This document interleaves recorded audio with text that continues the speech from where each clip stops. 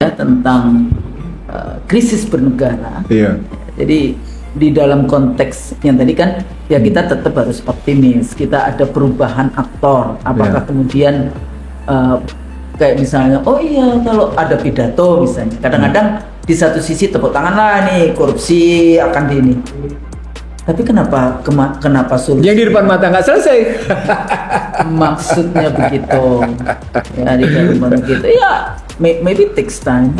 Betul. Loh, katanya akan memburu yang ke Antartika sekalipun, tapi yang di depan mata nggak selesai. Kan gimana itu ceritanya? Seperti pepatah dalam bahasa kita. Gajah di pelupuk seberang lautan. Gajah di seberang lautan terlihat. Oh, bukan. Gajah di pelupuk mata tidak terlihat. Yang kecil di seberang lautan terlihat. Kebalik ya. Itu persoalan. Iya. Itulah pentingnya bersikap didorongkan oleh keinginan luhur. Ya, itu urusan. Itulah pentingnya berkat rahmat Allah yang Maha Kuasa. Ada semua di dalam. Ada dalam pembukaan itu. Jadi dalam sikap sebagai pemimpin negara, tancapkan dulu sebuah sikap berkat rahmat Allah yang Maha Kuasa dan didorongkan oleh keinginan luhur supaya kehidupan berbangsa yang berdaulat adil makmur, gitu kan? Supaya kehidupan berbangsa yang melindungi, yang mencerdaskan, yang menyejahterakan, gitulah. Yang membangun rasa keadilan, mestinya begitu Husnul mikir.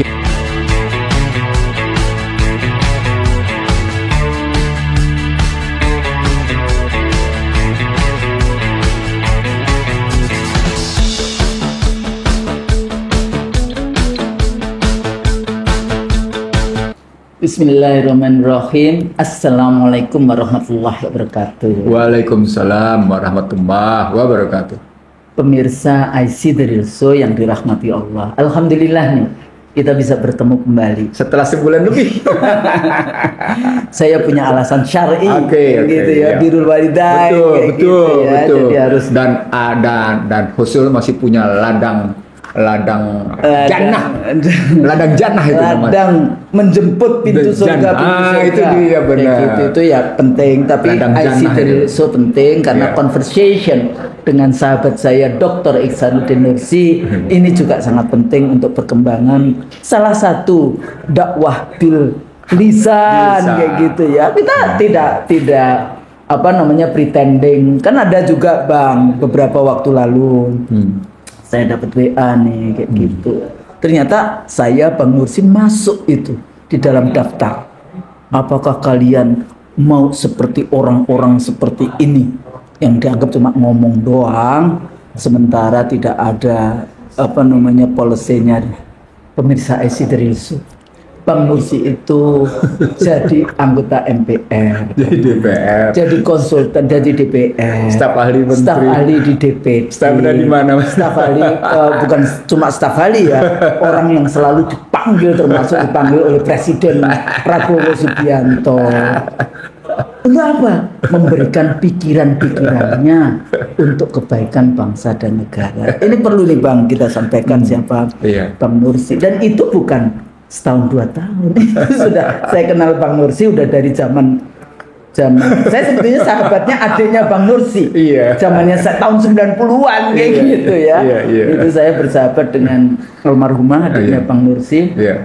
Yang anak FISIP yang dulu wartawan di SCTV ya. Lalu kemudian menjadi koresponden di Australia. Ya, koresponden di Australia. Televisi berapa tuh saya lupa. Saya lupa dulu. Televisi berapa? Tapi adiknya Bang Nursi itulah yang pertama kali mengundang saya ke SCTV di berita kayak gitu menjadi berita itu tahun 90 berapa kayak gitu ya. Saya belum selesai PhD saya waktu itu, jadi pas pulang kayak gitu. Jadi saya sudah kenal dengan Bang Nursi dan keluarga Bang Nursi dari zaman dulu kayak gitu. Kemudian intensif ketemu itu ya pada saat reformasi dan itu artinya sudah 25 tahun yang lalu. Udah lebih 27. Enggak, maksudnya kalau reformasi itu sudah 27 tahun yang lalu gitu ya, di luar yang awal 90-an dan sebagainya. Saya sendiri adalah dosen, aktivis juga gitu kan. Dan sekarang juga di PP Muhammadiyah, di LHKP, Lembaga Hikmah dan Kebijakan Publik PP Muhammadiyah.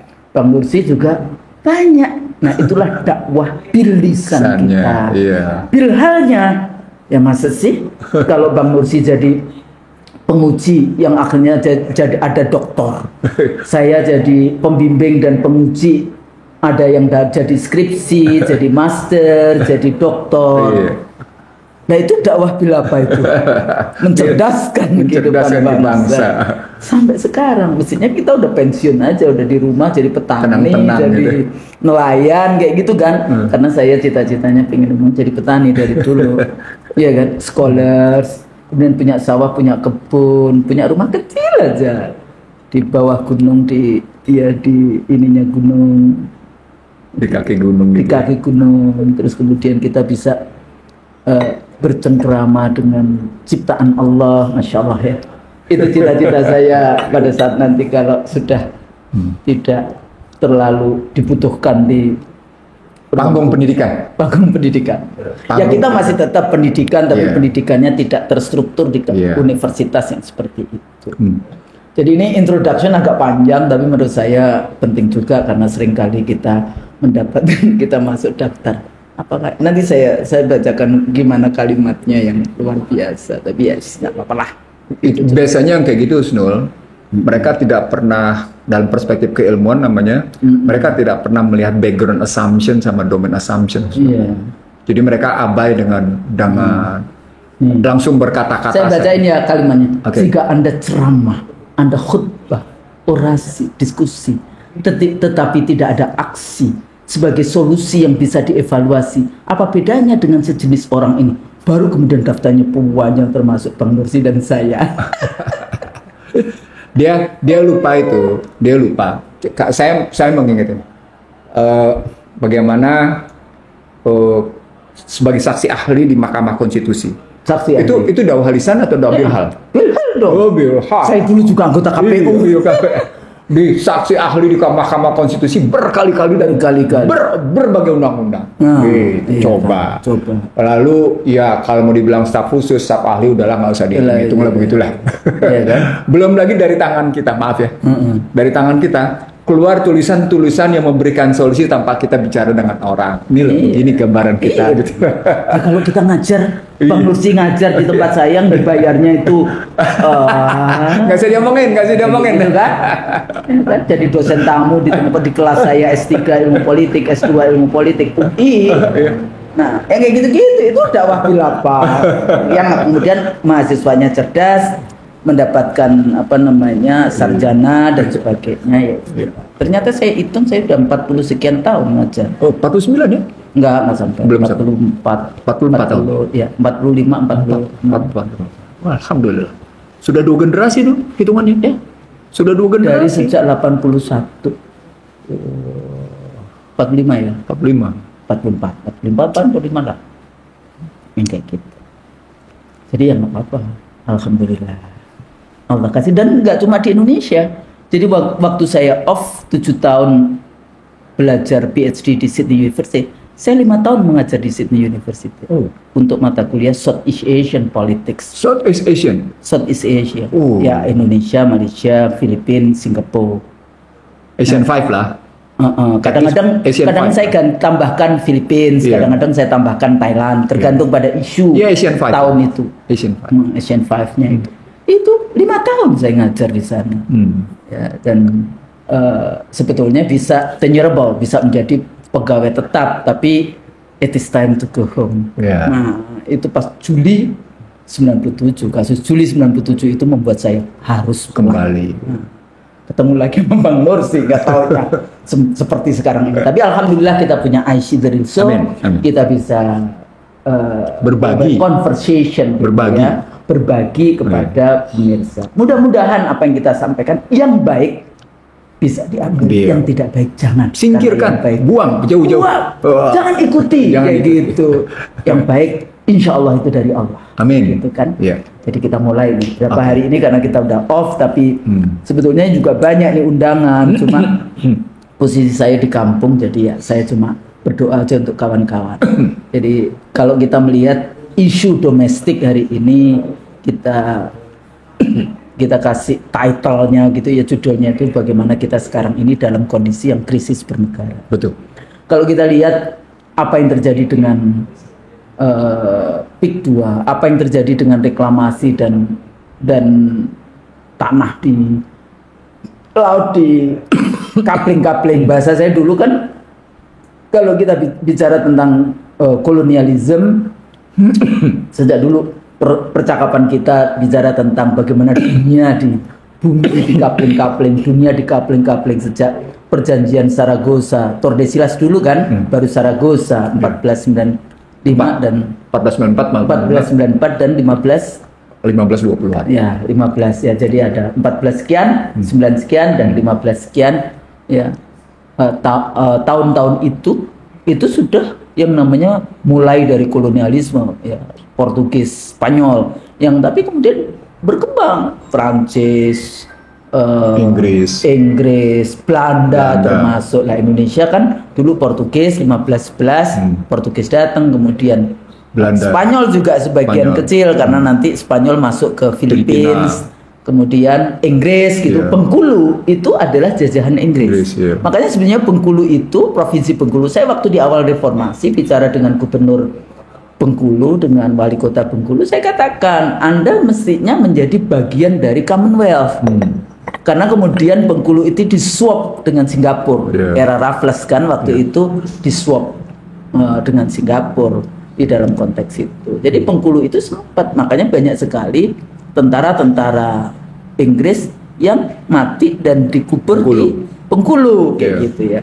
Nah, sebetulnya bisa dimanfaatkan untuk komunitas global menjadi bagian dari Commonwealth karena UK punya ya kegiatan-kegiatan yang British gitu ya, yang dulu adalah jajahan-jajahan Inggris kayak gitu. Maksudnya bisa jadi masyarakat dari Commonwealth dunia kayak gitu, global dalam konteks. Tapi kita singkirkan dulu sejarah panjang. Cuma sepertinya sejarah berulang. Bagaimana land grabbing, bagaimana penguasaan tanah, udara, kemudian apalagi laut kayak gitu ya. Sejak kapan gitu ya laut itu reklamasi itu penghancuran sebagai aktivis lingkungan tahun 80-an kayak gitu ya. Kadang-kadang diskusi saya dengan Hendro Sangkoyo misalnya, bagaimana dengan reklamasi Jakarta? Harus dikembalikan kayak gitu. Kalau Anda 100% environmentalis, nggak boleh itu yang namanya dirusak.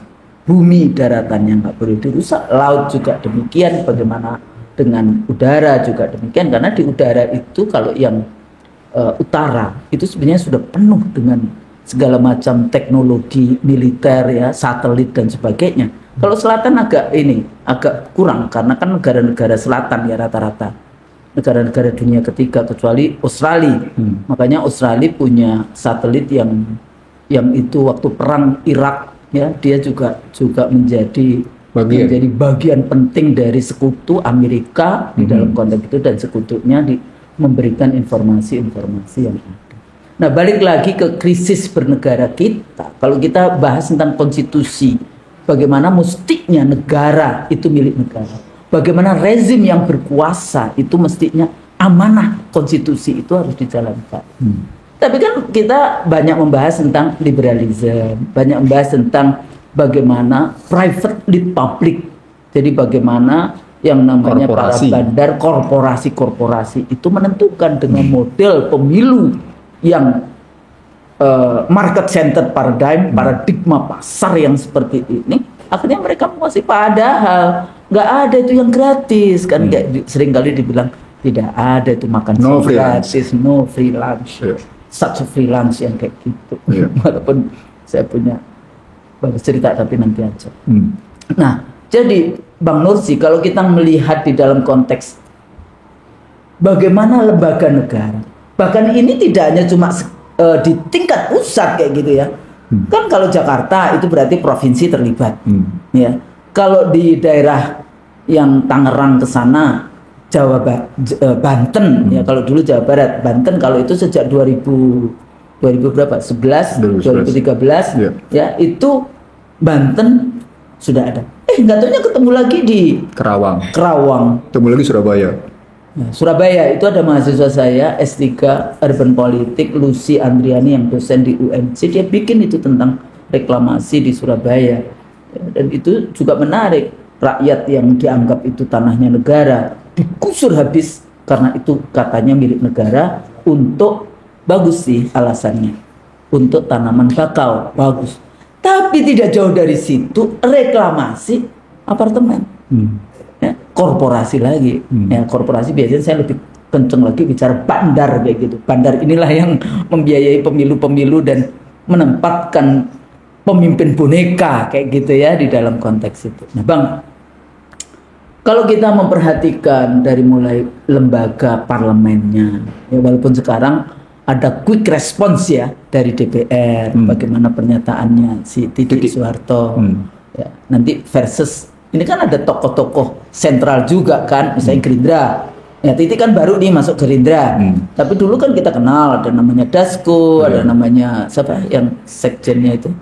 Muzani, bukan Muzani ya. Ahmad beda Muzani. Ya. Beda dengan yang LSI ya. Iya beda. Beda ya. Itu Saiful Muzani. Itu Saiful Muzani nih. Ahmad Muzani. Ya, yang seperti itu. Kalau sekarang kan Gerindra nih yang berkuasa di dalam konteks itu kan kita tahu aktor-aktornya. Kalau dulu PDIP ya ada sekjennya kayak gitu, Hasto ada. Jadi kalau dalam ilmu politik seringkali kita bahas tentang aktornya siapa, lembaganya siapa. Itu parlemen. Eksekutifnya ternyata banyak juga ya. Ada kelembagaan yang terlibat. Ada kalau dalam identifikasi saya ada 11. Tapi nanti dulu Bang, jangan dijelaskan dulu. Ini saya melihat kacamatanya dulu di dalam konteks ada lembaganya dari menteri sampai tingkat kota ya, kota DPRD mana ya? Isu kota itu DPRD Kabupaten Tangerang. Iya, di kawasan Tangerang kan, betul. Tapi saya sebetulnya sudah concern dengan reklamasi ini, terutama pada saat saya melihat Teluk di Palu. Teluk Palu itu indah sekali, dan laut antara Kalimantan dan Sulawesi itu laut dalam yang seringkali dikatakan kan itu ada garis Walese ya. Ya, itu laut yang katanya sudah ada sebelum glasier. Yang kita kadang-kadang sebagai seorang Muslim menganggap glasier itu era Nabi Nuh dulu. Jadi dulu Jawa, Kalimantan, Sumatera itu satu daratan dengan Asia, ya baru kemudian glasier. Nah, tapi Sulawesi itu tidak, makanya biological diversity-nya itu luar biasa di Sulawesi itu berbeda dengan kita. Bahkan seringkali katanya burung-burung tertentu itu nggak bisa melewati dari Sulawesi, mudah melewati ke Kalimantan dan sebagainya, karena di situ ada mungkin anginnya, mungkin yang kayak gitu yang kita tidak. Ya saya bukan di wilayah itu ilmunya. Nah, jadi balik lagi kenapa? Tapi Bang Lucy tadi mengatakan ya conversation sebelumnya sebelum kita tapping Makassar. Di situ juga ada aktornya, ada negaranya, aktor negara. Jadi tapi ada non-state actor kayak gitu kan, state actors, ada non-state actor. Di Manado juga demikian. Jadi reklamasi. Jadi sekarang belum lagi kemudian kalau kita lihat Singapura juga melakukan reklamasi yang tapi itu akhirnya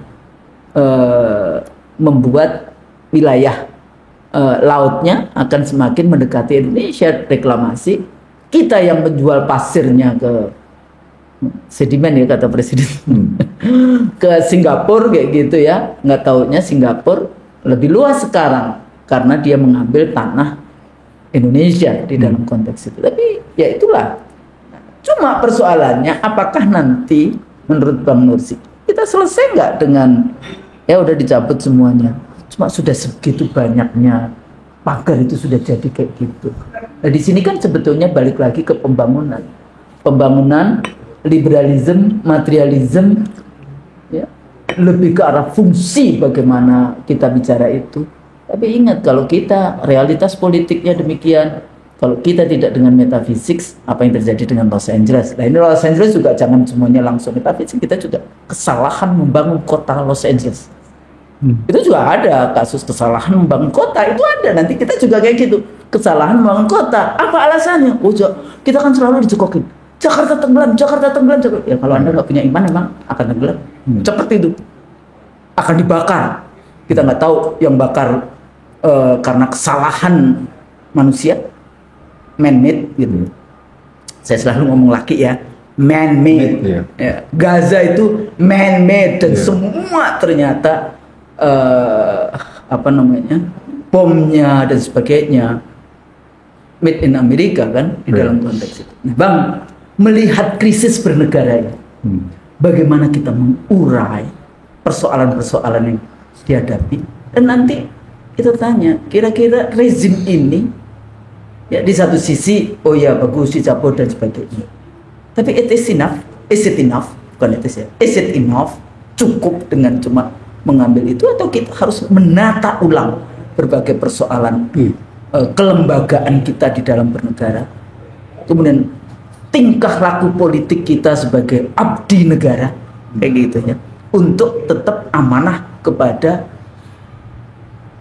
kalau Bang Nursi kan selalu mengatakan sumpah jabatan kita yang harusnya tunduk taat patuh kepada konstitusi. Nah, jadi kita mulai dari situ, Bang, setelah panjang lebar saya bicara. Yang pertama, kalau pertanyaan awalnya begitu, maka yang sekarang sedang terjadi sesungguhnya menunjukkan bahwa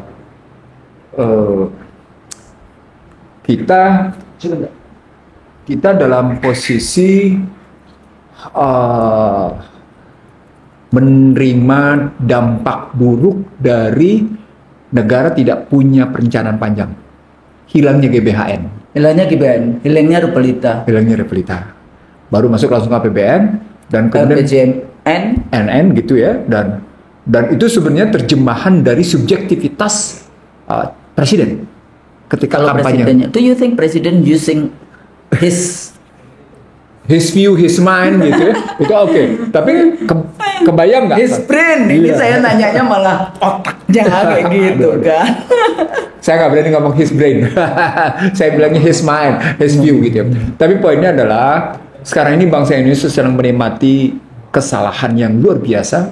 Jangan menikmati lah. Apa bilang? Merasakan. Gitu. Kalau menikmati itu merasakan konsekuensi dari kehidupan berbangsa bernegara tanpa perencanaan jangka panjang. Yang ada adalah perencanaan day to day terus begitu. Kenapa? Karena tadi prinsip tata untuk harta untuk tata, dan berujung pada persoalan perempuan, seks gitu kalau pakai bahasa USNO gitu ya. Itu day to day planning namanya, day to day planning atau planning without planning. Yes, lebih tepat lagi, perencanaan tanpa perencanaan. Makanya kemarin ketika Prabowo Subianto sebagai presiden hadir di Musrembang pada 30 Desember 2024 menyatakan pentingnya ekonomi Pancasila, saya senyum-senyum. Really? Saya senyum-senyum saya bukan cuma sekedar pertanyaan pada really. Pertanyaan saya kan sampai seberapa jauh orang-orang di sana sesungguhnya bukan cuma sekedar menguasai filosofi, konsep dan teori, tapi seberapa jauh mereka punya keberpihakan kan gitu ujungnya. Keberpihakan. Ujungnya pada soal keberpihakan. Kenapa? Karena sudah satu generasi lebih Pak, perilakunya adalah perilaku day to day oriented gitu loh. Dan orientasinya adalah orientasi tata harta dan seks aja ininya, logika yang muncul dalam hidupnya. Harta dan wanita. Iya gitu loh kan, tapi seks. Artinya kalau mau diambil gitu opportunism pragmatism gitu loh. Dia sudah oportunis tapi sekaligus pragmatis, dia pragmatis sekaligus oportunis gitu. Nah, double dia. Iya, begitu. Jadi perilakunya begitu, dan itu sesungguhnya produk dari amandemen 2002 Undang-Undang Dasar 45 yang diamandemen 4 kali. Kenapa hilang peranan MPR melahirkan GBHN? Kemudian muncul pasal 6A ayat 2 yang memunculkan yang saya sebut sebagai politisasi, kriminalisasi dan komersialisasi yang berhubungan dengan pasal 33 ayat 4 di mana demokrasi ekonomi menjadi kata kunci. Nah, demokrasi ekonomi kan basisnya kapital. Kapitalnya menentukan pemilu. Ketemu semua. Jadi akhirnya kekuatan komersialisasi, kekuatan korporasi kerja. Makanya orang melihat langsung menyingkut sebagai corporate state crime dari kasus situasi sekarang. Saya bilang kalau Anda langsung lompat ke dalam corporate state crime, itu statusnya outcomes. Ya, outcomes. Outputnya adalah gitu ya. kalau dilihat dari situ, itu demokrasi korporasi. Demokrasi korporasi yang kemudian kudeta korporasi, lahirlah kemudian ketimpangan, keterbelahan segala macam itu, termasuk yang namanya sekarang ini kita lihat ada di mana-mana orang protes semua tentang perilaku korporasi kayak gitu. Lahirlah itu wujud dari corporate state crime, kriminalitas yang dilakukan oleh negara bersama korporasi. Ujungnya adalah tadi ketimpangan yang tidak pernah bisa diatasi. Dan itu pidatonya diakui juga oleh Trump kemarin. Ketika dia ngejek, maaf ya dalam tanda petik saya nyimpulin aja, bagaimana dia ngejek si Biden gitu Pak pada pidato inaugurasinya kemarin gitu. Ketika Biden juga menyatakan ada oligarki yang luar biasa, sementara sebaliknya Trump juga menyatakan ada problem inflasi yang luar biasa sehingga homelessness terjadi di Amerika gitu. Itu kan mereka saling tembak tuh sebenarnya. Farewell speech-nya begitu, inauguration speech-nya kayak gitu. Mereka saling tembak gitu ya posisinya. Tapi saya mengatakan ini wujud bahwa sebagian besar negara di dunia, termasuk Indonesia, dalam kesalahan yang amat sangat mendalam. Istilah saya kesalahan fundamental struktural, gitu ya posisinya. Nah, Indonesia aplikasi konkretnya adalah terwujud pada ketiadaan GBHN, ketiadaan perencanaan jangka panjang. Sehingga orang melaksanakan kerjaan suka-sukanya. Nah, itu sesungguhnya bisa dilihat pada bagaimana kampanye presiden menjadi bahan pokok bagi penyusunan RPJMN yang mereka kemas dengan istilah musrenbang. Padahal musrenbang sudah ada guidance-nya, sudah ada petunjuknya, sudah ada pengarahnya. Apa itu? Kampanye presiden.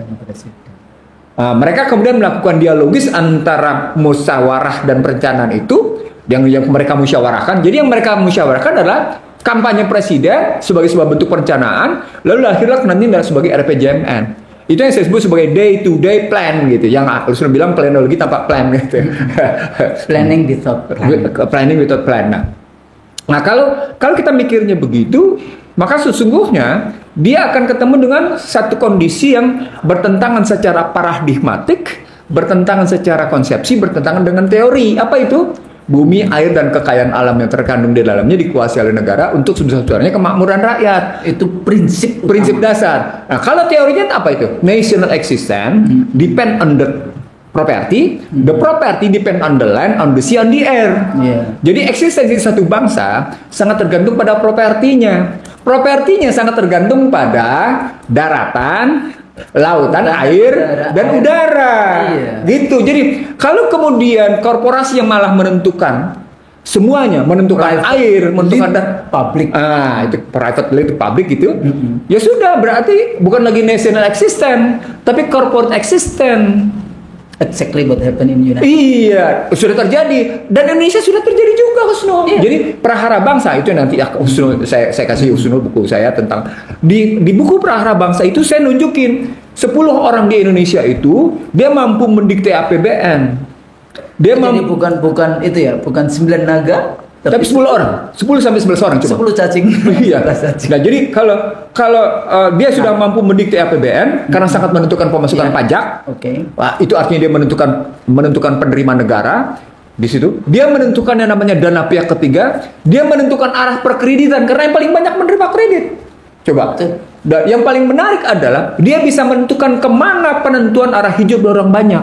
Dan termasuk kalau pinjam di BI, mereka itu kan kayak internal trading gitu. Mereka bikin bank, mereka bikin insurance, mereka dapat uang dari BI, tapi bunganya kecil. Itu gimana sih? Nah, itu kalau pakai istilah Krugman begini, ada 2 istilah Krugman, Paul Krugman, bahwa inflasi rendah dan bunga rendah itu sesungguhnya yang paling menikmati adalah korporasi. Dan mereka lupa bahwa sesungguhnya di balik inflasi rendah dan bunga rendah itu adalah penikmatnya adalah korporasi, dan itu berarti menegakkan neoliberalisme. Itu kata Krugman. Itu mereka lupa ketika mereka konversikan, mereka substitusikan pengelolaan korporasi adalah pengelolaan birokrasi dan pengelolaan birokrasi adalah sama dengan pengelolaan korporasi. Nah, di situ langsung keluar ejekan Krugman. Bahwa sesungguhnya ketika mereka menganggap mengelola negara sama dengan mengelola korporasi, maka yang terjadi adalah betapa ketimpangan-ketimpangan itu akan muncul. Ketidakadilan. Keluar tuh tesis Krugman panjang tentang ketidakadilan dan perspektif internasional, karena dia ekonomi internasional kan. Jadi kelihatan bahwa di situ sesungguhnya kita dalam jejak yang salah. Baik dalam cara berpikir neoliberalnya sendiri salah, dan itu kemudian ditentang oleh kaum neoliberal di Amerika gitu ya. Kalau kita baca pemikiran neoliberal di Amerika juga kelihatan bahwa mereka juga mengkritik tentang misalnya Trump, mereka kritik Biden, mereka kritik Obama gitu ya. Mereka kritik juga misalnya jatuh ke Bush yang juga salah langkah. Kan sejak jatuh ke Bush itu boleh dibilang pendapatan Amerika negatif, defisit pajaknya terus sampai sekarang. Jadi sudah 24 tahun nih pendapatan Amerika pun sudah negatif terus-menerus, defisit terus terjadi. Itu ditunjukin ada kesalahan besar dalam cara berpikir di Amerika. Indonesia sama. Nah, mengikuti jejak yang sama. Nah, ketika kita kembali melihat bahwa perencanaan jangka panjang tidak ada, yang adalah kaum oportunis, yang pragmatis, kaum pragmatis yang oportunis gitu ya, dan menjadi, di sini menariknya, menjadi penentu arah kebijakan negara dan menjadi penyelenggara negara, ya dampaknya seperti sekarang. Disitulah gambarannya menjadi apa yang selalu kita bilang musul, terjadilah social distrust, political distrust, terjadilah political disorder, social disorder, terjadilah social disobedience dan political. Ujungnya adalah menjadi konstitusional dan semuanya ujungnya kayak chaos jadinya. Kalau yang gini Bang, kalau sekarang ini kan aktornya ganti nih ya, dari saya paling tidak suka sebenarnya menyebut tadi nggak apa, Joko Widodo, rezim Joko Widodo, sekarang ganti rezim Prabowo Subianto. Kalau istilah sana administrasi. Ya, administrasi. Ya nggak apa-apa, di ilmu politik rezim itu ilmiah juga. Jadi nggak apa-apa. Di dalam ilmu politik kita gunakan terminologi rezim itu mengarah kepada the government of the day, gitu kan. Nah, di 2012 dulu di Pilkada DKI kebetulan saya jadi panelis lah di Metro TV. Cara pandang walaupun saya nggak tahu sprint atau dia pahamnya cuma itu, dia mengatakan bahwa gampang kalau jadi gubernur DKI itu sama aja saya mengelola bisnis. Artinya bahwa cara pandang seperti itu kuat di kalangan para politisi kita. Yang jadi latar belakangnya pengusaha. Yang latar belakangnya pengusaha. Mau Yusuf Kalla, mau kan tidak harus cuma satu dong. Yusuf Kalla juga pengusaha, kan sama juga. Mungkin beda dengan Pak Kiai, Ma'ruf Amin. Tapi dia juga pengusaha juga sih sebetulnya dalam konteks itu, dan sebetulnya dengan model popular vote, dengan model pemilu langsung seperti ini, ternyata banyak sekali pengusaha-pengusaha yang kemudian bahasa mereka nih ya, saya satu panel akuisisi kekuasaan. Karena mereka tidak mau diatur oleh para politisi per se, yang politisi karir kayak gitu ya. Yang mereka menganggap pikiran-pikirannya nggak nyampe, goblok. Tapi giliran berhadapan sama gue nggak mau. Jadi sebetulnya memang begitu tadi ya, realitas politiknya begitu. Tapi Bang, sekarang dengan ada perubahan, ini sudah 100 hari nih pemerintahannya Prabowo Subianto, walaupun si bapaknya wakil presiden mengatakan selalu nyebut ini hasil pemerintah kan, beberapa survei dari Kompas dan sebagainya, kepercayaan kepada rezim ini kan relatif tinggi. Udah baca belum? Sudah. Ya, relatif tinggi, walaupun saya ini ya. Itu kan permainan persepsi. Persepsi kan beda dengan realita. Dengan realita. Saya selalu mengatakan begitu. Persepsi beda dengan realita. Dengan realitas. Nah, kayak misalnya. Dan persepsi itu kan bisa dimainkan. Bisa direkayasa. Emosional kan lebih dibandingkan realitas kenyataan. Itu pakai bahasa ekonominya sentimen pasar. Kalau pakai bahasa politiknya itu sentimen rakyat. Sentimen publik. Harapan sebetulnya rather than realitas yang sesungguhnya. Nah, dengan perubahan dan apa yang dilakukan oleh Prabowo di dalam konteks misalnya kasus yang pagar kayak gitu ya, memagar sampai 30 kilo itu kan ya lumayan juga ya. Terus cuma diambil kayak gitu ya, nggak ada proses hukum. Dan ini balik lagi, sebetulnya kalau proses seperti ini, sementara korupsi itu sebetulnya bagian dari korupsi kan. Terus ada HGB-nya, ada HGU atau HGB dan sebagainya. HGB yang seperti itu. Ada HM dan ada HGB. Nah, ini perubahan rezim, perubahan aktor.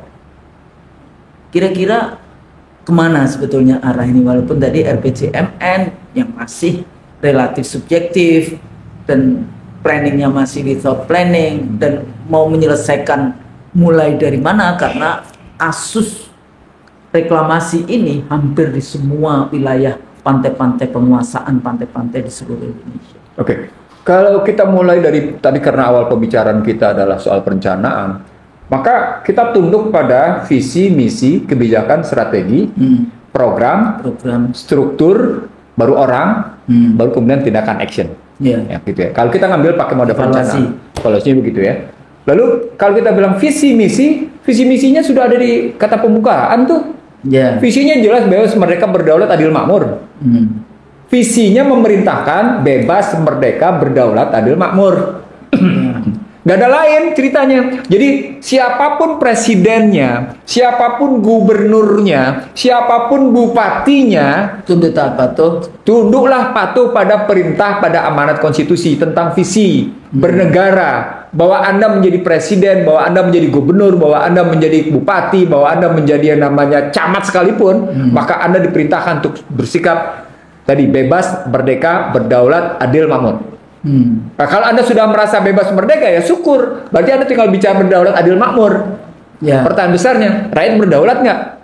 Faktanya enggak, gitu. Karena rakyat dibikin tunduk oleh kekuatan korporasi. Rakyat mendapat keadilan nggak? Rakyat nggak mendapat keadilan. Rakyat makmur nggak? Enggak. Berarti ada kesalahan dalam menjalankan pemerintahan. Di situ indikasi awal terjadi krisis bernegara, Husnul. Ketika visi tidak tercapai, itu krisis bernegara sudah muncul di situ, Husnul. Baru divisi, apalagi di misi. Di misinya jelas melindungi, mencerdaskan, menyejahterakan, kan gitu, Husnul. Membangun rasa keadilan. Jelas itu sekali.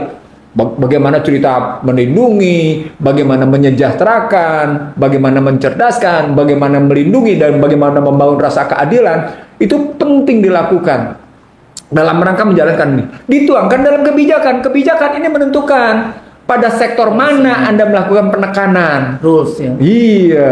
Baru dibangun strateginya untuk mencapainya. Ini ngajarin jadinya Nusrul. Kalau dibilang kayak gitu, ini bukan ngomong nih. So kan kita butuh untuk runut gitu loh cara melihat. Jadi kalau saya kebetulan tim GBHN, Nusrul. Di bawah usia 40 saya itu sudah tim GBHN. Jadi luar kepala mikirnya gitu. Ada Jangan Bang. Saya sekarang pakai dalam kepala. Di dalam kepala. Luar kepala berarti di mana-mana. Iya. Orang kayak gitu ya. Di dalam kepala jadi kepalanya itu sudah tinggal dikeluarin. Jadi misalnya kalau kita bicara sektor apa nih? Kita bicara tentang sektor pertanian gitu ya, kompartemen pertanian. Maka pertanian kita bicara struktural. Dari mulai yang namanya lahannya, dari mulai bibitnya, dari mulai benihnya, dari mulai pupuknya, pengairannya, sampai pada petaninya, jarakin sampai dengan kemudian pemasarannya harus dibayangkan. Panen harvesting itu kemana larinya? Nah itu kemudian dipilah-pilah lagi pada subsektor apa nih? Tanaman keras gitu kan? Wah, padi-padian. Itu juga dipisahkan lagi. Iya, itu dipisah-pisahkan lagi gitu. Lalu kemudian dilihat lagi, ini sudah terjadi mekanisasi apa belum? Ini masih pakai pengairan tradisional atau sudah pengairan yang namanya alami gitu loh. Mereka ya sampai kayak gitu mikirnya, itu salah satu contohnya. Baru kita bisa bilang bahwa yang namanya kawasan pangan itu sangat dibutuhkan karena ternyata ada kesalahan dalam tata ruang. Nah, ketika orang ribut tentang food estate, maaf ya, ketika hasil reformasi ribut soal food estate, itu bukti reformasi gagal, Husnul. Kenapa? Gagal tata ruang. Menteri Hutannya mau pakai 20 juta hektar hutan untuk food estate. Dan paham nggak sih sebetulnya hutan itu harus dilindungi? Dan masyarakat adat di Merauke sana sudah menolak mereka dijadikan kawasan food estate. Ada 2000 eskavator alat berat yang sudah turun katanya. Jadi itu salah satu sektor. Begitu juga ketika bicara tentang salah satu bentuknya perindustrian, yang dalam indikasi saya, dalam angka-angka saya, ternyata reformasi telah berbuah apa, Husnul? Deindustrialisasi. Kalau deindustrialisasinya mengarah kepada industri teknologi communication canggih, masih tertolong ya. Ya, kalau di barat kan kayak gitu. Di Amerika tepatnya, bukan di barat. Di Ya, Amerika. di Amerika. Di Amerika terjadi deindustrialisasi, demanufaktur terjadi penurunan. Makanya US Steel-nya mau diambil sama Nippon Steel, gitu kan? Tapi pada saat mereka terjadi peningkatan pada ICT kan? ICT. Manufakturnya menurun, tapi ICT-nya meningkat gitu posisinya terjadinya begitu. Indonesia enggak. Ini sejak reformasi yang terjadi adalah deindustrialisasi. Husnul, saya dan Jadi kita teman-teman balik lagi kepada ekstraktivisme resources, pengambilan di sumber situ daya. kemunduran luar biasa, apalagi dengan istilah hilirisasi. Apa yang dihilirisasi? Nah itu apalagi kemudian Freeport bisa bilang kami mau minta izin untuk kembali lagi mengekspor konsentrat katanya. Coba kan kebayang apa yang terjadi di Indonesia sesungguhnya. Yang saya mau katakan, ketika kita bicara per sektor, dulu kita mengenali sekitar 8 sampai 9 sektor yang kemudian masuk dalam BPS untuk menunjuk sampai seberapa jauh mereka tumbuh atau mereka tidak tumbuh atau mereka berkontribusi dalam PDB kan gitu ngelihatnya. Sekarang kan sudah dikembangkan sampai dengan 12. Karena jasa dihitung semua macam gitu. It's fine, nggak masalah. Tapi poinnya adalah begitu rupa perencanaan pembangunan dibuat, maka dia tidak boleh terlepas dari visi misinya. Baru kebijakan dibangun dengan sektor-sektornya, baru dibikin programnya, baru ditentukan strukturnya, baru ditentukan orangnya, baru kemudian dilakukan dan dievaluasi. Kayak ceritanya begitu gitu mikirnya. Kalau kita dulu Bang, era Soeharto ya whatever dengan kita, walaupun itu pakai doktrinnya Rusto, kan Bang Nursi nggak mau bilang teori. Iya betul, memang doktrin itu betul. Doktrinnya Rusto ya yang selalu dikatakan mestinya kita sudah off dalam konteks itu, ya, tapi siapa yang take off, siapa yang masih tetap di landasan. Nah, balik lagi model kelembagaan. Sebenarnya kan kita ada yang kita sebut sebagai James Buchanan kalau pakai kelembagaan. Siapa kerapnya kayak gitu kan. Siapa yang jadi pemikirnya, siapa yang jadi pelaksananya. Dulu kan Bappenas ya kan? Jadi fungsi Bappenas di dalam pemikirnya di dalam konteks itu. Nah, kelembagaan, arrangements dari kelembagaan pemikiran kayak gitu sekarang tuh sebenarnya hilang semua ya. Padahal kan setiap kementerian itu kan dia punya. Karena itu intervensi pihak asing, karena dianggap Bappenas menjadi sangat penentu untuk kebijakan pinjaman yang mau mereka berikan ke Indonesia. Itulah pertarungan 17 2003 dengan Undang-Undang 24 2005. Pertarungannya jelas sekali. Bagaimana sistem perencanaan pembangunan nasional menempatkan Bappenas tidak punya kuku lagi. Kemudian diserahkan sepenuhnya pada 17 2003 tentang keuangan negara. Itu pertarungan itu sebenarnya pertarungan bagaimana asing mendikte Indonesia. Jadi dua undang-undang ini menggambarkan jadi harusnya potong maksudnya. Selain kita kacau pada undang-undang dasar, aplikasi undang-undang juga menunjukkan betapa kokohnya mereka melakukan intervensi. Indikatornya adalah sederhana, ketidaksesuaian antara undang-undang sistem perencanaan pembangunan nasional nomor 24 itu dengan undang-undang 17 2003 tentang keuangan negara di mana Kementerian Keuangan itu kekuasaannya di atas wakil presiden. Karena dia merupakan kuasa presiden di bidang keuangan negara. Kuasa presiden di bidang keuangan negara. Jadi undang-undang keuangan negara pada akhirnya adalah kuasa presiden dalam keuangan negara. Coba kebayang nggak kekuasaan kayak apa? Sudah menteri keuangannya dari dulu sahabat teman kita, teman kita dari fakultasnya Bang Nursi. Jadi kalau mau dilihat dari kerangka itu gitu Husnul ya. Yang kita selalu mengatakan dia sebetulnya juga instrumen dari lembaga-lembaga internasional seperti IMF dan publik menyatakan sales promotion girl.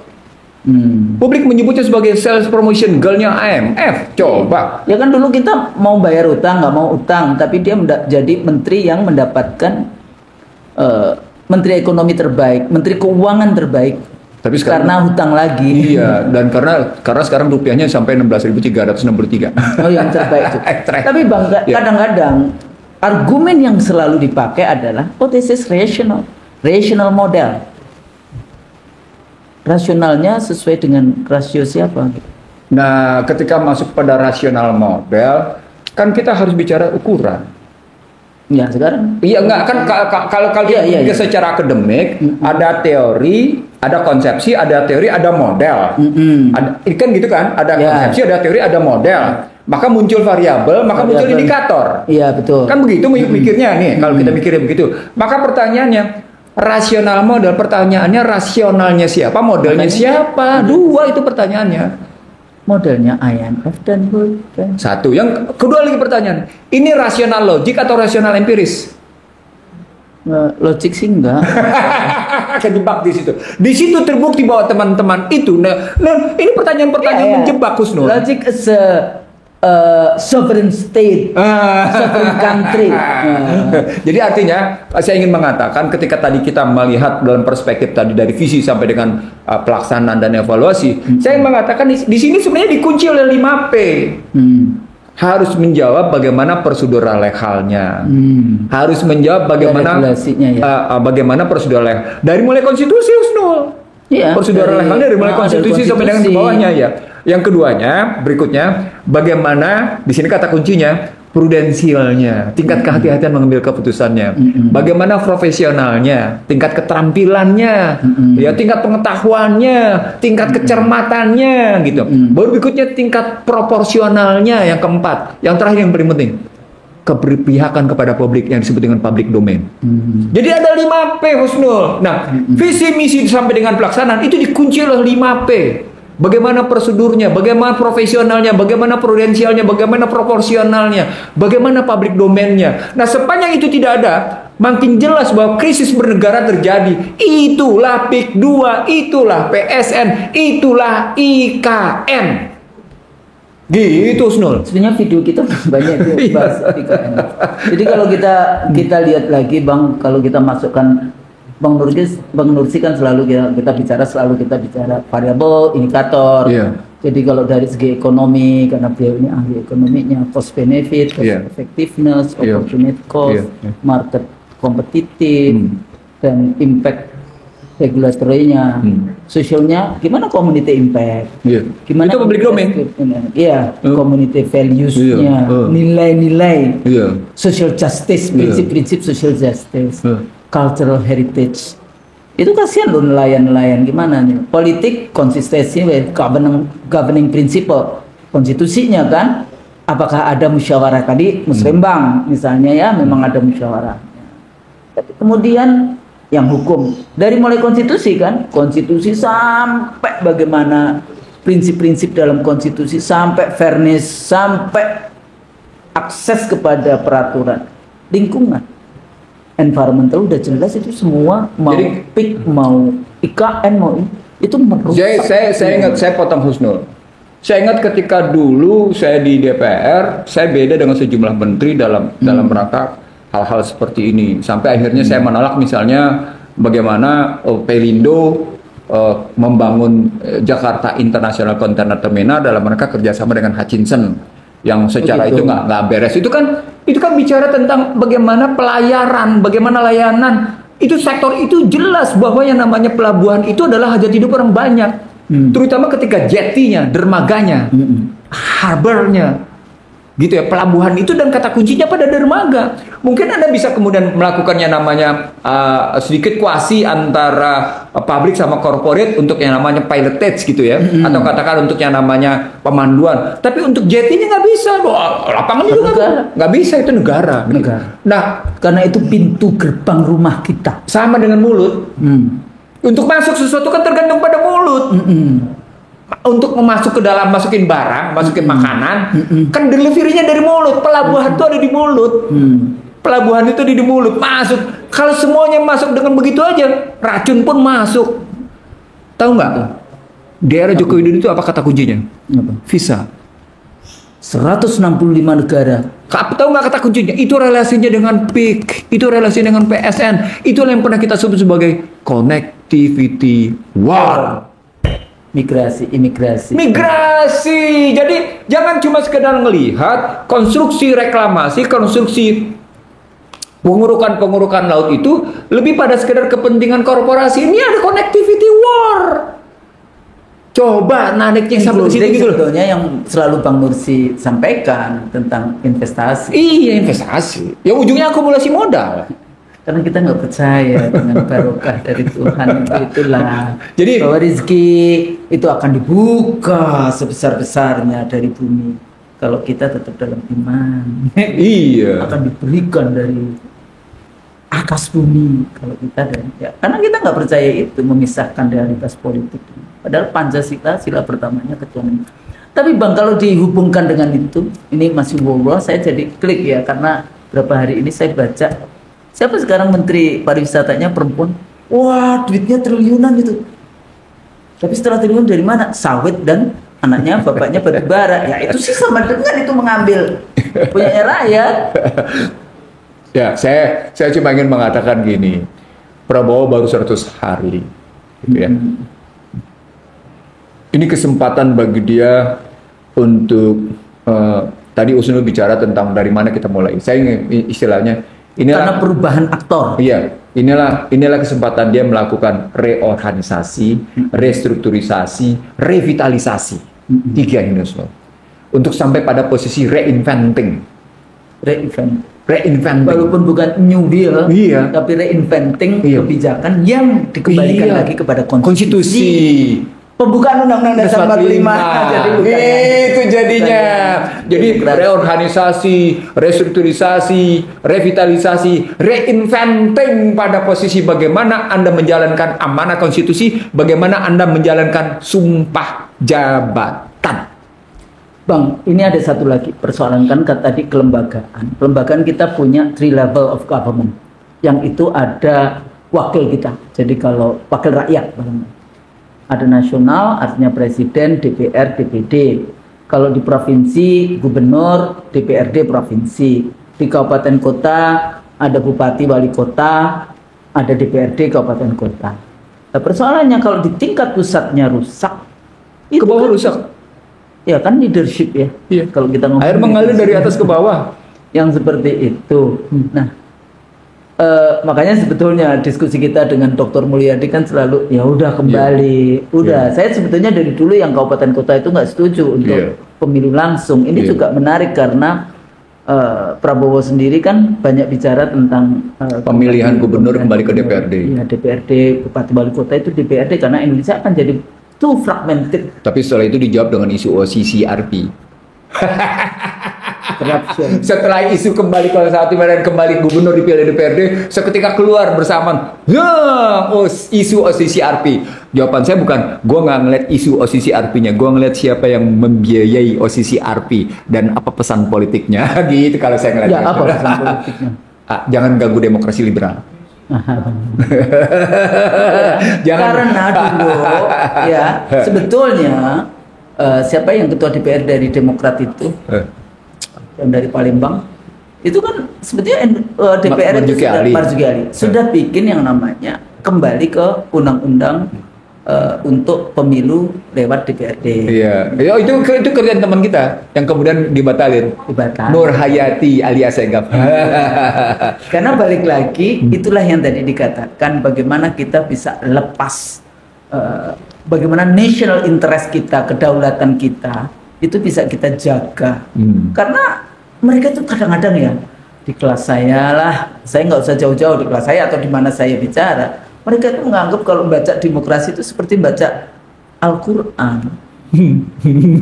Padahal ini bikinan manusia. Enggak, dia nggak ngeliat tuh pertarungan Trump sama Biden aja kayak apa. Saksikan langsung tuh, bahwa itu menarik gitu. Nanti kita bahas yang kita masih di dalam konteks Indonesia, di dalam balik lagi yang kayak gitu. Jadi demokrasi itu bukan satu-satunya jalur. Kayak kalau kita bahas misalnya Timur Tengah, bagaimana Timur Tengah lebih banyak orang dibunuh di era imperium atau kalau Turki Utsmani itu masuk apa? Imperium ya. Imperium atau di model demokrasi hari ini. Oh, demokrasi dong. Nah, kita bisa lihat kan apa yang terjadi di Suriah misalnya ya, di Suriah apakah mereka kenapa Barat ya, Amerika dan sekutunya lebih senang dengan siapa yang presiden Bashar Assad yang itu mau sekuler untuk mempertahankan demokrasi di wilayah itu dibandingkan yang Arab Spring itu. Nah, padahal di Amerika itu selalu mengatakan demokrasi mengatakan majority rule. Tapi Syiah yang dianggap kalau kelompok minoritas berkuasa itu demokrasi. Makanya kasus seperti Ahok di nggak usah di Indonesia, Ahok di Jakarta itu demokrasi. Itu kalau Ahok tidak bisa menjadi gubernur, Itu tidak demokrasi. itu tidak demokratis. Padahal mereka prinsip utamanya adalah majority rule. The voice of majority. Majority. Tapi kalau mayoritasnya Muslim, mayoritasnya nggak Sunni, demokrasi. dianggap tidak Tidak demokrasi. Karena bisa diatur oleh yang punya pikiran demokrasi. Tahu nggak? Saya iseng nanya Meta. Saya iseng nanya. Meta ya. Saya nanya Sekarang Meta. ya, Saya nanya Meta. Meta. Suka Saya bilang begini. Pertanyaan saya sederhana. Di tengah Amerika terus berkampanye menyebarluaskan 3 saya bilang. Proyeknya mereka. Pertama adalah human rights, yang kedua demokrasi liberal, gitu ya. Yang ketiga free market mechanism. Tapi pada saat yang sama Amerika bersikap dan mengambil kedudukan multiple suitable standard. Nah, Sudah bukan double standard, multiple suitable standard. suitable. Tolong Anda jelaskan gimana cara menjelaskan. Nggak jawab tuh Meta. Kayaknya belum di ini, baru dimasukkan daftar yang nanti mereka nggak akan jawab karena itu akan merusak ideologinya mereka, proyek mereka. Lah memang merusak dong. Sudah jelas multiple suitable standard tidak human rights. Gimana lu mau ngomongin multiple human suitable standard tidak lagi demokrasi. Gitu. Multiple suitable standard tidak cerita free market mechanism. Gimana? Jadi balik lagi Bang ke diskusi Iya. kita awal Iya. ya tentang krisis bernegara. Iya. Jadi di dalam konteks yang tadi kan ya kita tetap harus optimis. Kita ada perubahan aktor. Apakah kemudian kayak misalnya oh iya kalau ada pidato misalnya kadang-kadang di satu sisi tepuk tangan lah nih korupsi akan di ini. Tapi kenapa sulit? Yang di depan mata nggak selesai. Maksudnya begitu. Ya di dalam begitu. Ya maybe takes time. Betul. Loh, katanya akan memburu yang ke Antartika sekalipun, tapi yang di depan mata nggak selesai. Kan Gimana itu ceritanya? seperti pepatah dalam bahasa kita. Gajah Di pelupuk seberang lautan. Gajah di seberang lautan terlihat. Oh, bukan. Gajah di pelupuk mata tidak terlihat. Yang kecil Di seberang lautan terlihat. Kebalik ya. Itu persoalan. Iya. Itulah pentingnya bersikap didorongkan oleh keinginan luhur. Ya, itu urusan. Itulah pentingnya berkat rahmat Allah yang Maha Kuasa. Ada semua di dalam. Ada dalam pembukaan itu. Jadi dalam sikap sebagai pemimpin negara, tancapkan dulu sebuah sikap berkat rahmat Allah yang Maha Kuasa dan didorongkan oleh keinginan luhur supaya kehidupan berbangsa yang berdaulat adil makmur, gitu kan? Supaya kehidupan berbangsa yang melindungi, yang mencerdaskan, yang menyejahterakan, gitulah. Yang membangun rasa keadilan, mestinya begitu Husnul mikirnya. Betul. Jadi jangan mikir jauh-jauh karena itu sudah diarahkan oleh kata pembukaan. Jangan salah loh. Mengimplementasikan. Ketika Anda bersumpah dengan kitab suci dan kemudian Anda tidak melakukannya, itu seketika kata-kata Anda terus mengikuti Anda tuh. Membayangi terus-terusan dan setiap Anda melakukan kesalahan, dia akan menutup putihnya kalbu Anda. Kalbu yang putih itu tertutup, kalbu yang tertutup makin gelap gulita. Hitam. Dan akhirnya mungkin apa? Mungkin keras. Dan akhirnya mungkin apa? Kalbu tetap suara, tapi telinga tidak lagi mampu mendengarkan suara nurani. Sumum bukmun. Om yom pahom layar jeo. Layak kilo. Ya. Apa dampaknya? Tadi Anda menjadi perilaku pragmatis oportunis, maka apa akibatnya? Bangsa ini tersesat. Itu yang sedang kita hadapi. Maka terjadi krisis bernegara. Bangsa ini sedang tersesat. Itu poinnya sebenarnya. Jadi dari semua kajian kita, sesungguhnya gambaran bangsa ini sedang tersesat. Anda kebayang nggak? Dari konstitusi sampai dengan cerita perilaku di laut itu kayak gitu ya. Kita ternyata, kita sedang tersesat. Orang nggak membahas bahwa ada kesalahan perencanaan. Orang tidak membahas tentang soal kesalahan kebijakan. Orang tidak membahas tentang perilaku tindakan kebijakan. Orang tidak membahas tentang evaluasinya. Orang tidak membahas tentang regulasinya. Apa sih? Dan kemudian adakah payung konstitusinya? Iya. Jadi kadang-kadang politisi kita di dalam perdebatan itu jarang sekali menggunakan argumen konstitusi. Iya kan? Nah itu memang agak beda walaupun Amerika liberal. Mereka tetap balik ke situ. Konstitusi. Wih, kalimat Trump kemarin. Walaupun begitu. Nanti habis ini kita Ya. Dalam konteks itu konstitusi. Makanya dulu waktu 3 tahun saya CPP menjadi konsultannya DPR. Ya. Kita bikin, kalau di DPR Anda lihat ada parlemen modern, itu Iya. sebetulnya teman-teman kita yang ada di CPP, VCPP dan CPP itu ada di 45 kampus dari Syakwala sampai Unjen. Center for Election and Political Party, salah satu yang kita bahas waktu itu adalah kita mendampingi untuk bikin yang namanya parlemen modern kayak gitu. Tapi ya, sebagian berhasil, sebagian enggak. Karena akhirnya dianggapnya kita ada, kemudian konsultan lain lupa kalau guru itu, dosen itu semua dikasihkan. Tapi kalau the real konsultan, ilmunya dikasih sedikit, bayarnya gede. Kalau kita guru, ilmunya diberikan semua, bayarnya kecil, Iya. kayak gitu. Karena kita pakai mahasiswa dan sebagainya untuk supaya mereka, DPR kan bagi saya itu laboratorium ilmu politik kayak gitu. Nah itu.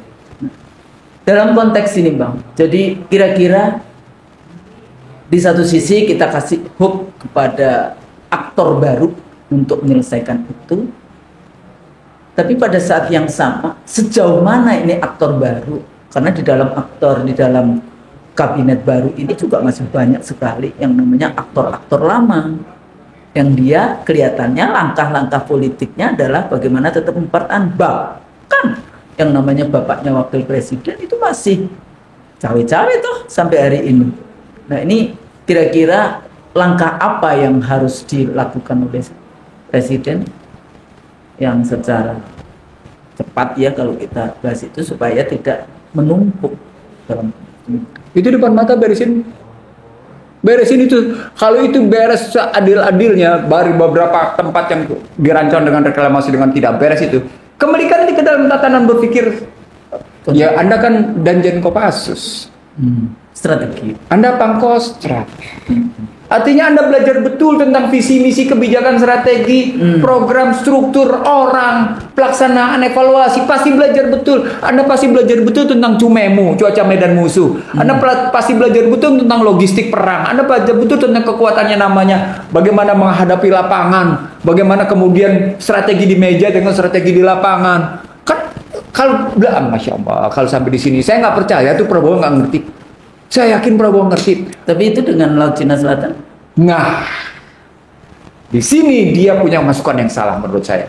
Sampai dia mengatakan tumpang tindih, nine dash line itu tumpang tindih, overlapping nine dash line itu tadi. Itu menunjukkan bahwa sampai Gedung Putih mengejek itu kan artinya sesungguhnya lagi-lagi di situ Prabowo butuh filter. Prabowo Subianto terlalu siapa yang ini ya Prabowo Subianto Sumitro Djoedikusumo, saya terus ini Prabowo Subianto Sumitro Djoedikusumo, jadi jangan cuma sebut Subianto tapi Sumitro Djoedikusumo juga disebut karena bapaknya ya, Sumitro. Bapaknya ekonom. Jadi, jadi kalau kita ambilnya begitu Husnul gitu ya, maka selain butuh filter, orang-orang yang dekat Prabowo itu harus orang-orang yang memang bebas dari kepentingan pribadi. Sudah selesai urusan pribadinya. Bahasa sederhananya begitu. Jadi kalau pakai bahasa aktivis, sudah selesai dengan urusan pribadinya. Tapi kan nggak ada. Loh, minimal. Atau bukan minimal. Nihil. Itu aja deh kalimatnya. Nihil. Jangan nihil. Apa nggak dong? ada, manusia selalu ada kepentingan. Apa dong? Tapi ini maksudnya ya minimalis. Ya minimalis lah. Itulah didorongkan oleh keinginan luhur bahasa lainnya. Bukan didorongkan keinginan pribadi, bukan didorong keinginan partai, bukan didorong keinginan kelompok, bukan didorong oleh keinginan suku, bukan didorongkan oleh keinginan agama, tapi didorong oleh keinginan luhur. Nggak boleh kalau agama, jadi karena Allah. Iya karena Allah jadinya gitu Jadi loh. bukan di dunia, tapi insya Allah. Makanya kata depannya berkat rahmat Allah. Supaya keinginan ini tetap ada di situ, Gus Nur. Jadi balik lagi Gus Nur, dalam rangka penyelesaian TIK 2 ini kesempatan Anda membuktikan bahwa ucapan Siapa Anda yang korup? satu, yang kedua ucapan Anda bukan seperti yang publik bilang omon-omon belaka. Bukannya beliau sendiri bilang, jangan sampai statement yang di dalam kampanye omon-omon itu menjadi bumerang. Ya Itu syukur sih. statementnya dia. Syukurlah kalau dia mengerti. Kan itu statementnya PS waktu kampanye. Iya. Omon-omon itu kan konsepnya. Iya. PS. Bukan. Saya apalagi kalau pakai bicara. Jangan jadi bumerang. Kita kan masih berdoa. Loh, bukankah sudah jadi bumerang ketika bicara ekonomi Pancasila basisnya tidak jelas? Ayo. Itu tadi persoalannya selalu bicara takes time. Iya, bukan. Sebenarnya tidak juga takes time kalau konsepsi teori paradigmanya jelas, Husnul. Going back again to the... Iya, jadi sebenarnya sorry itu saya harus saya bilang karena saya pernah menjadi orang begitu sering bertukar pikiran dengan Prabowo Subianto gitu ya. Jadi saya bisa paham ini problematiknya sebenarnya bagaimana kita menarik relasi secara konsisten, pakai filsafat ilmu nih, secara konsisten, secara koresponden, secara koheren dengan apa yang disebut dengan pembukaan undang-undang dari ekonomi kalau pakai istilah mereka ekonomi konstitusi, ekonomi Pancasila. Iksan Dinusi menggunakan istilah ekonomi konstitusi. Karena dia tidak sekedar pada kata pembukaan, dia butuh paradigmatik dengan terjemahan konsepsi dan teori sekaligus punya aplikasi. Ya. Sekarang kalau orang-orang itu ngomong Pancasila, saya tanya sama mereka, mana teori lu? Nggak punya teorinya. Mana kemudian aplikasinya? Nggak punya. Mana buktinya? Bagaimana aplikasi akuntansinya? Nggak punya Husnul. Iksan Dinusi punya Husnul. Sorry ya. Gua Jadi punya. baca bukunya Bang Nursi, Bangsa yang Terbelah, Prahara Bangsa, Ekonomi, Konstitusi. Tambah lagi nanti saya bikin sedang menulis solusi atas dominasi. Sudah saya siapin, Husnul. Insyaallah. Gitu, Husnul. Jadi balik lagi, ini kesempatan supaya kita bangsa. Jadi apa yang saya tulis? Jadi quick win-nya 100 hari ini korupsi. Isu korupsi. Korupsi. Tapi omon-omonnya banyak sih, statementnya banyak. Yeah. Tapi sekarang ya, jadi hati-hati. Kayak Trump juga ngomong, saya mau semua sandera sudah kembali, sandera Israel. Sebelum saya mengambil sumpah, kalau tidak saya akan bikin hell neraka di Middle East, terutama di Palestina. Iya. Tapi itu kan wa makaru. Mereka berekayasa, lupa planning terbaiknya. Itu isunya seru tuh, ntar kita ceritain. Seru. Iya, saya juga nggak ini tuh cuma untuk menutup. Jadi menurut Bang Nursi, kita tutupnya gimana ini? Nutupnya kekuasaan itu menjadi beban. Sebetulnya ya jangan jadi beban. No. Karena Anda amanah. Kalau Anda amanah, tidak jadi tanggung jawab. Jadi menjadi tanggung jawab, tetap beban. Konsepnya adalah asset liabilities. Oh ya. Ya, konsepnya adalah amanah fitnah. Jadi kalau ini dibilang amanah fitnah, maka berikutnya ada asset liabilities. Maka konsepnya menjadi amanah dan manfaat. Manfaat, ya. Maslahat dan mudarat. Saya dulu ya. Nah, kalau ngambil konsepnya begitu, makanya sampai saya bilang kita bukan hanya punya filosofi, kita bukan hanya punya konsepsi teori dan aplikasi, tapi juga kita punya bukti cara berpikir kita gitu.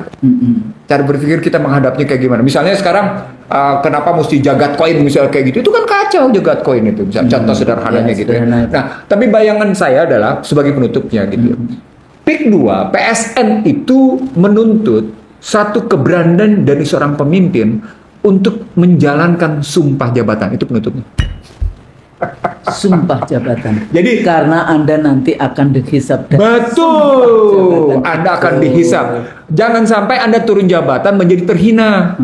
Seperti pendahulunya. Saya nggak bilang siapa ya. Saya nggak bilang siapa. Tidak terhina itu. Iya, boleh saja. Tapi paling tidak seperti IC dari Soso bilang, jangan sampai Anda lepas jabatan menjadi terhina. Sementara kekuasaan itu sifatnya berharga dan mulia, tapi begitu terlepas menjadi terhina, itu jelas ada kesalahan yang amat sangat luar biasa. Dan karena itu penting pemimpin yang adil itu nanti salah satu dari 7 kelompok yang akan dilindungi Allah pada saat yaumil hisab. Luar biasa. Iya. Jadi siapapun di level manapun sampai pada level keluarga pun Anda bahkan diri kita sendiri menjadi pemimpin di diri kita. Dan doanya itu bukan mohon maaf, Husnul. Doanya mohon ampun. Mohon ampun. Bukan doa maaf. Enggak. Kalau maaf dok nggak bisa. Nggak bisa. Doanya mohon ampun. Gimana tuh Husnul? Dan mohon maafnya harus tidak cuma taubatnya, bukan taubat terus enak terus ditinggalin kayak gitu, ada konsekuensinya kan. bagaimana apa yang dilakukan dan sebagainya. Jadi ini yang kita takutkan sebagai karena di dunia ini kan hidup kita untuk mempersiapkan nanti hidup yang abadi dan itu semuanya tergantung kepada langkah kita. Yang menarik Kusnul sebagai penutup tambahan, karena Prabowo Subianto juga sudah membuat pernyataan tertulis di partainya dan kemudian diucapkan dalam sumpah jabatannya. Oke, kan dua nih berarti dia punya.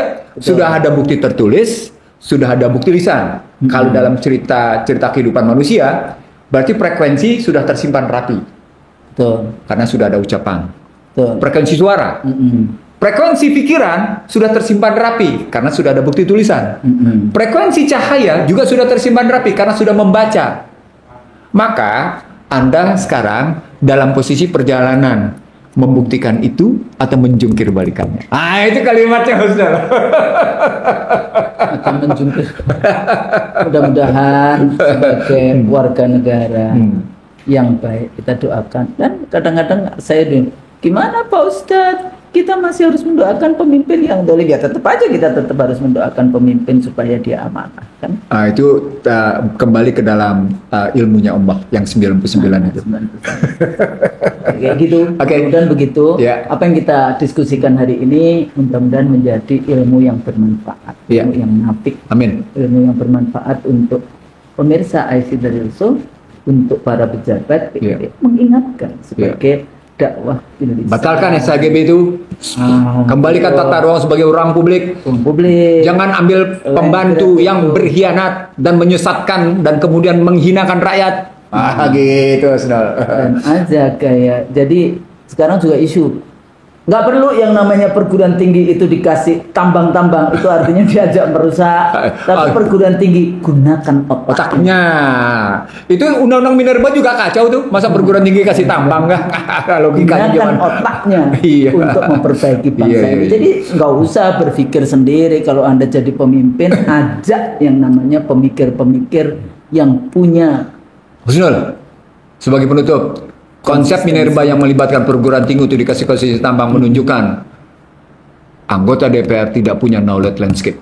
Itu kalimatnya. Tidak punya knowledge landscape. Presidennya juga sebetulnya belum, ya itu tadi selesaikan di depan mata. Makanya yang tadi kita katakan sebagai krisis kita bernegara. Mari kita sama-sama perbaiki bangsa kita dan negara kita dimanapun Anda punya portofolio sebagai warga negara, sebagai pejabat, sebagai pemimpin dan sebagainya. Demikian conversation kita. Kalau kami salah, mohon maaf. Nasrul minallah wa fathun qarib wa basyiril mu'minin. Wassalamualaikum warahmatullahi wabarakatuh. Waalaikumsalam warahmatullahi wabarakatuh. Berapa menit? Jam berapa? Sebentar lagi. 10 menit lagi. Jam 13 menit. Wih. Panjang. Hah?